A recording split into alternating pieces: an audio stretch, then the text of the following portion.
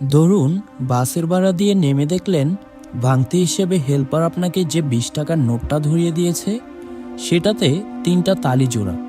আপনাকে নিতান্তই অসাবধান এবং সরল পেয়ে বেচারা হাসতে হাসতে তার চলতে না পারার নোটখানা ধরিয়ে দিয়ে হাওয়া হয়ে গেছে। বাস থেকে নেমে আপনি রিকশায় উঠলেন। রিকশা ভাড়া 40 টাকা। মুখ্য একটা সুযোগ এলো আপনার হাতে।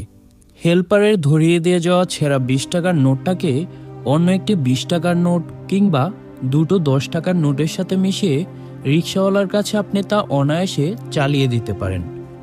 বেচারা টের পেলে তো পেলই, না পেলে নির্বিঘ্নে আপদটাকে অন্যের ঘাড়ে উঠিয়ে দেওয়া গেল। কিন্তু সেই ছেঁড়া 20 টাকার নোট অন্য নোটের সাথে মিশিয়ে রিকশাওয়ালাকে গুছোতে গিয়ে শেষ পর্যন্ত পারলেন না।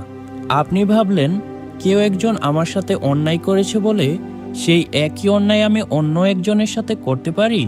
এমনও তো হতে পারে এই ছেঁড়া নোট রিকশাওয়ালাটা কোথাও চালাতে পারলো না, এই নোট চলবে না বলে তাকে দোকানদার চাল না দিতে পারে, ওষুধের দোকানদার ওষুধ না দিতে পারে, এমনকি নিজের মেয়ের জন্য একটি খেলনা কিনতে গেলেও এই ছেঁড়া নোটের কারণে তাকে ফেরত আসতে হতে পারে। মানিব্যাগ থেকে নোটটা বের করতে গিয়েও শেষ পর্যন্ত বের করা হলো না আপনার।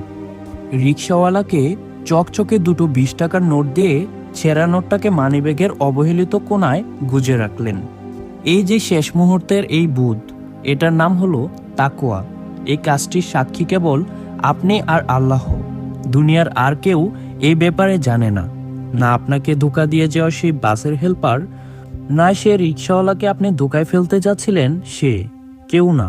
হতে পারে কেবল এই একটি অতি ক্ষুদ্র কাজের জন্য আখিরাতে আপনি জান্নাতে পৌঁছে যাবেন।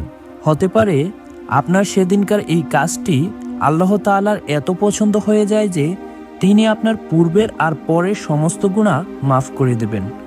কখনোই কোনো ভালো কাজকে তুচ্ছজ্ঞান করে এড়িয়ে যাবেন না। হয়তো এই কাজটিই হয়ে উঠবে আখিরাতে আপনার নাজাতের চাবিকাঠি।